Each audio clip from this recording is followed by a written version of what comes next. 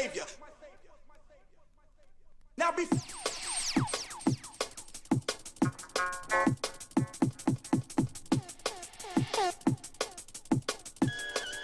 before making records, peace to all the real DJs out there. Okay, ladies and gentlemen, welcome to MXT TV. My name is Uncle Savage, and we're here with the man Steve Nobes, aka Lynx. Just to get you know a little bit about my man, Steve Nobes has been in the game for a number of decades, hailing from Portsmouth. In his early days, he used to produce a lot of hardcore productions in the late 90s, but then he came into his own with the drum bass sound and the evolution of that sound at the turn of millennia. Obviously here at Airtight Studios, where he creates and makes the music. He's had many releases with his, what I would feel is the techno influenced sound on the D&B genre, which has also had releases on Brighton's Under Fire Records, touched on vinyl, obviously big players like Digital Soundboy, Ram, and obviously new reflection on the Junglist Juggernauts at our Hospital Records. MXT TV is here to just find out about the man behind the music, and we welcome Lynx. Thank you. Okay, we'll just get to some questions and that, and try and find out more about you. And so, some people who don't know you as well, you've been in the game a number of years. I mean, like, you're an absolute stalwart. I mean, what would you feel? How would you feel that you'd say, like, it was like in the beginning when you first started? How would you feel that it's changed from then to now? When I first started writing music? Yeah, when you first started writing music. I know you had a release with Ramos Supreme and Sunset Regime back in the day. Yeah, I mean, that's going, way back. I released a track on a label called Adrenaline. That was, Ramos Supreme's Sunset Regime's record label, which is an old sort of hardcore label. I mean, everything's changed really since those days. The technology that music was written on, I used to use a Commodore Amiga computer with a sampler the size, of a credit card, and I had like 4 channels that I could write music on, and that was it. So basically, you had like your drums, maybe a bass, a synth, and a vocal, and that was it. You basically were done. Going beyond that, I mean, back then it was strictly vinyl. Basically, you would release on vinyl. Nowadays, everything's pretty much digital. Although, we've seen a little bit of a resurgence of vinyl. I think that, vinyl days, it's a collector's thing now. It's not like a mass market thing. For me personally, it's gone from being a hobby, writing music, to, my job basically is producing, remixing, DJing every day, which I love. That's it. Can't be nothing better than doing exactly what you love every single day. Yeah, totally. And in terms of, I mean, you've had so many tunes that, like, on the labels that I mentioned, so many more. What would you say was to date your favourite production that you've ever done? Or is there anyone that stand out for you, maybe in their significance, or maybe just that you enjoyed making it or just playing it out? Yeah, I guess there's a few defining moments for me as a producer, irrelevant of the result of how well the tracks did. I guess Global Enemies, which was on Solar with MC Chemo, was definitely like a defining moment of really stepping outside the drum and bass confines and doing something that hopefully I think people at the time felt was something really different and adding a new flavour to the genre. I guess Disco Dodo's a track that for lots of people did a very similar thing. It really took drum and bass out of its confines and probably was a track around that time that really switched things up a bit. When drum and bass was maybe a little sterile, and I came along and I didn't really do anything special. I just kind of put a 4/4 bass to a drum and bass groove, and people went crazy because it was something that hadn't been done for years. Did you realise, like, speaking about Disco Dodo, because that leads on to my next question actually. I was going to say, did you realise the significance of that record when you made it, or was it just kind of, like you say, just no idea. Throw things together? I got home from a midweek rave at Swerve in London. I was living in London at the time. And I got home and I'd had a few drinks. I was a bit drunk, and I turned on the TV, and there was a Channel 4 program, and it was basically about the death of disco music. Yeah? So I was like, kind of half watching it and half booting up the computer to write some music. So I was like, okay, death of disco, disco dodo. And I was like, somehow I like setting little challenges when writing music. So I was like, okay, I'm going to put a 4/4 in drum and bass because it just shouldn't be done. And everything about it at the time was like a no-no. So I was like, okay, like disco music has 4/4. So I was like, okay, and the moment I started, I literally had the 4/4 bass in there. And that was it. And I woke up the next morning, couldn't really remember what I had done writing the night before, booted the computer up, listened to the track. I was like, it was nearly finished. I was like, this sounds really good, but I think everyone's going to hate it. So I sat on it for a couple of weeks, or finished it, sat on it for a couple of weeks. Then I sent it to Marcus Intellects, and he hated it. He's like, no. He's like, I don't know what you're doing with that one. So I was like, okay, cool. And I sat on it again for another month. And then I sent it to Fabio, and I got a phone call from him. I think it was quite early hours of the morning, and he just played Swerve, and he was like, that disco dodo thing, he was like, I've got to have it. He was like, Goldie ran up to the decks, rewound the track, everyone went wild for it, and I wasn't there that night, so I was sort of gutted, I missed it. I was like, yeah, let's do it, and that was kind of it. It all happened with that particular tune really quickly. Yeah. Well, fast forward to now, obviously you're now signed to Hospital Records and things like that. I mean, I Am Lynx, your album dropped recently. I mean, if for people who haven't heard it, what could they kind of expect from that record, and how does it differ from your sound previous, like on your other release? I think, I mean, it's my third album. It's my first album signed properly exclusively to a label. I guess people can expect a nice broad range of drum and bass in there, and especially, I guess, for those people that know my older music, it's a lot broader than maybe the older stuff, because the older stuff was very pushing a particular sound. It's like quite niche and like driven by, I guess, like a want and a need to change drum and bass. Because when I was breaking through, you know, I like kind of was a bit fed up with the sound of drum and bass, but I loved its roots inherently, because that's where I come from as well, from rave music.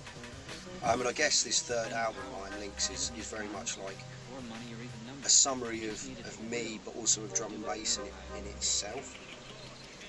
So it's kind of, without it sounding negative, it's sort of like a Lynx compilation to me, because it's kind of a broad range of everything I've ever done. Yeah, but really proud of it, and I think the combination of myself and Hospital Records helping me with the A&R process, selecting tracks, guiding me through the production process, not for the production process, probably guiding me through the track selection. And I was very lucky to have Chris from Hospital and Dan Newtone guiding me through the process of the album. Yeah, it's been great fun. I'm really looking forward to go on to the next album. Yeah, nice.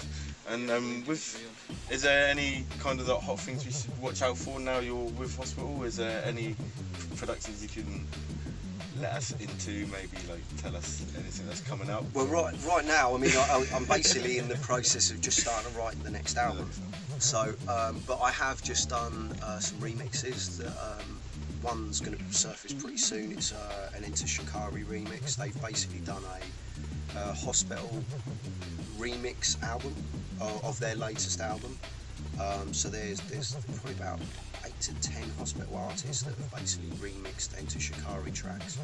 I was lucky enough to remix, I think it was their last single called The Bank of England. And it's pretty like, lyrically it's quite an edgy track. And it was fun to work on, yeah.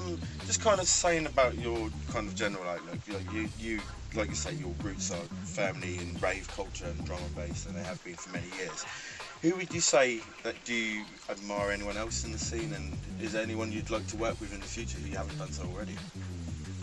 Certainly, early day heroes for me, growing up, artists like Prodigy, Chemical Brothers. I mean, I'd love to work with Liam Howlett. That'd be a dream from the Prodigy.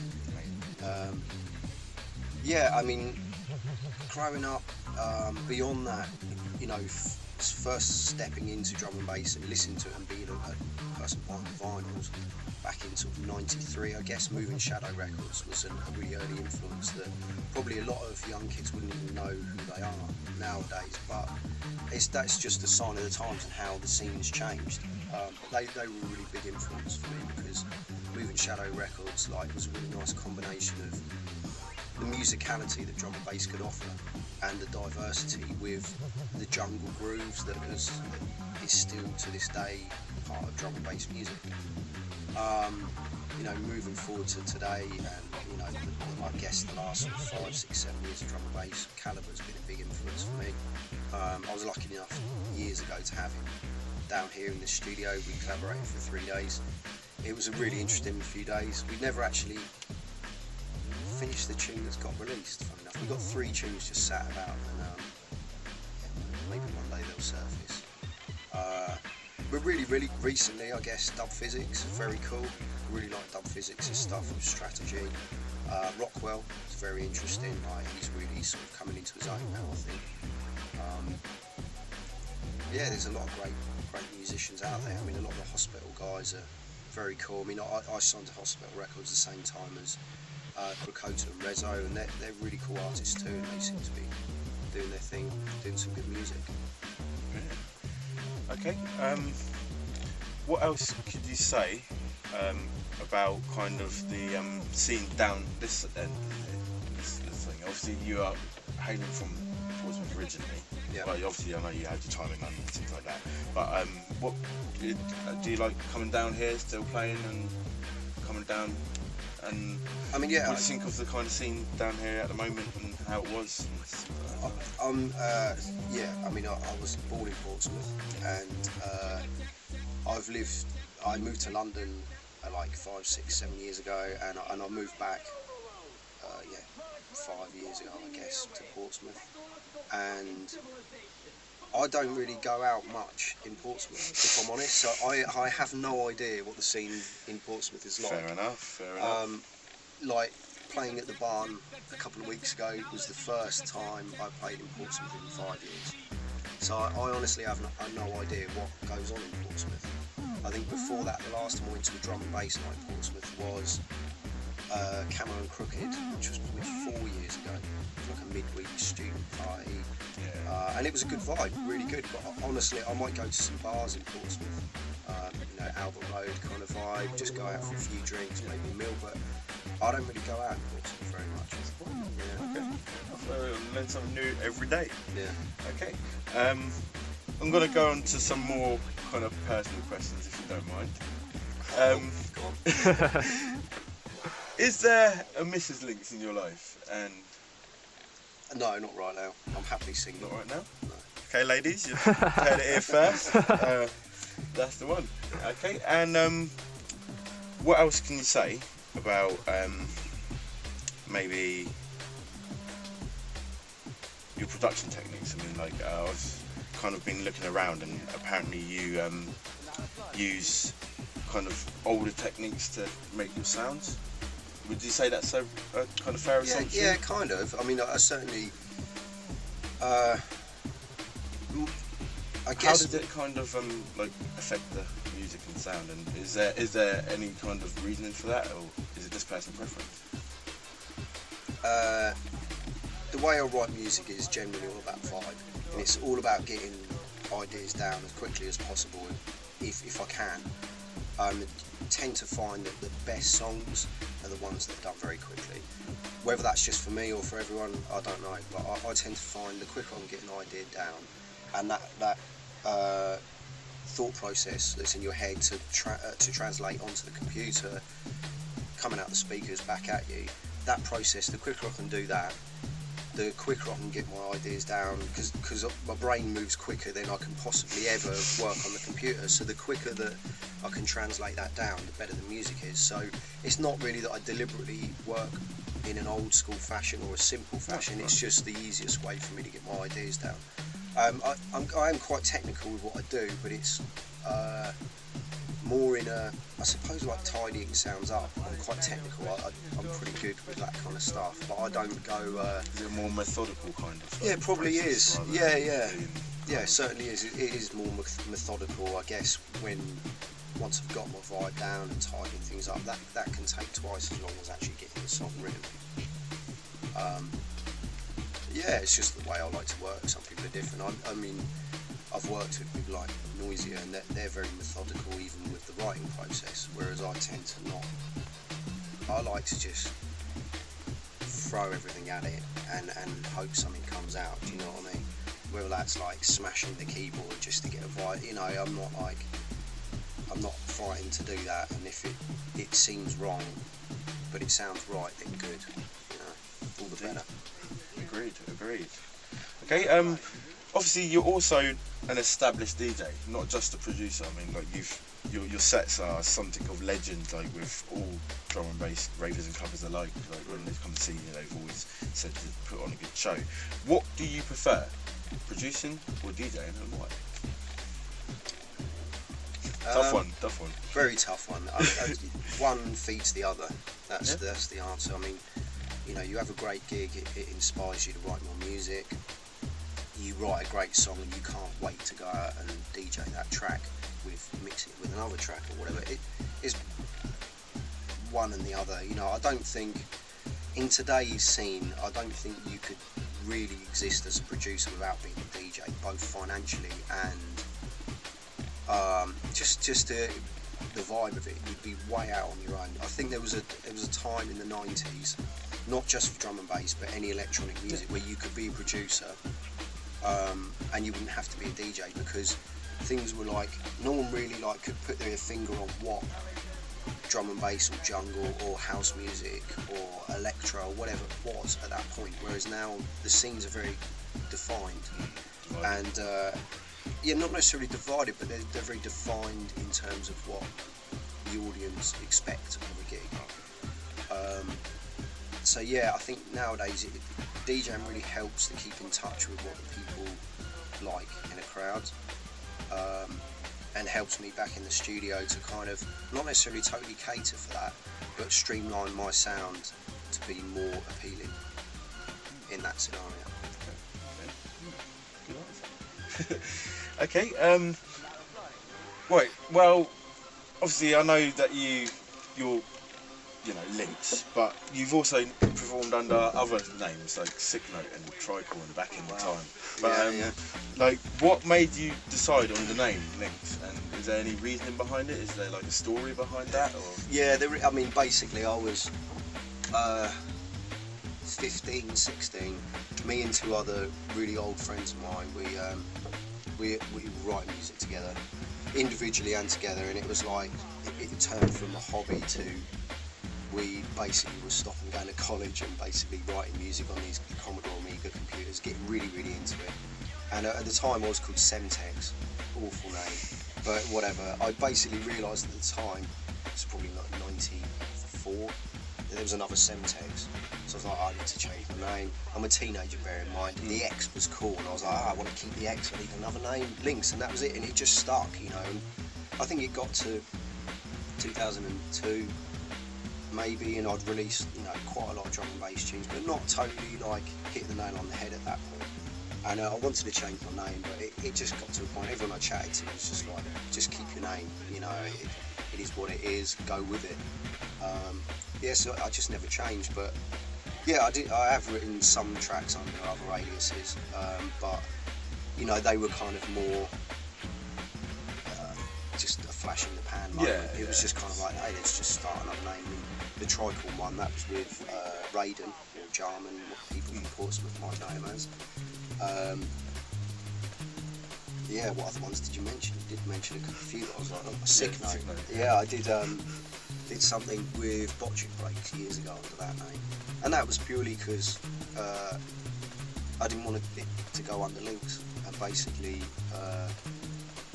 I was also writing with some guys from this studio Airtight called Disco Assassins. They were like breaks producers, quite well known at the time. They were doing stuff with Crafty Cuts for Against the Grain, and I think I had a feature on one of their singles under Sick Note as well.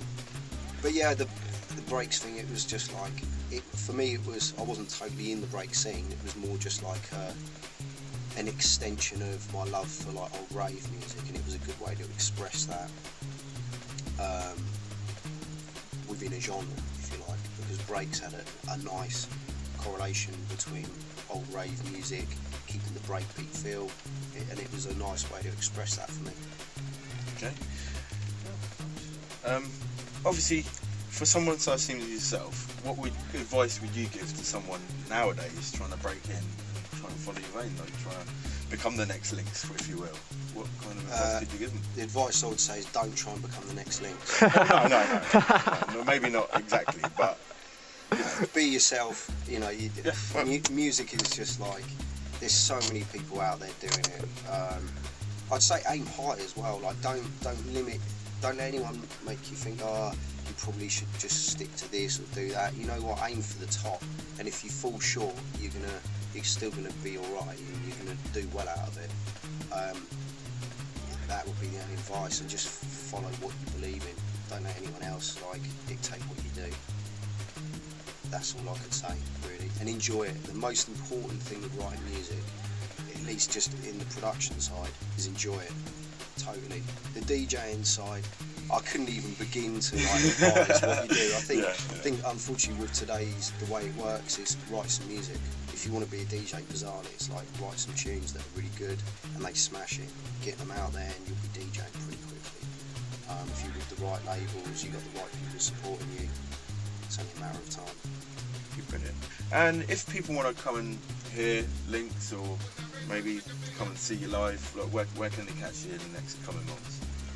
Keep an eye on Hospital's website and Hospitality. I'm doing like probably 50% of my gigs with Hospital and their Hospitality brand, so definitely keep an eye on those.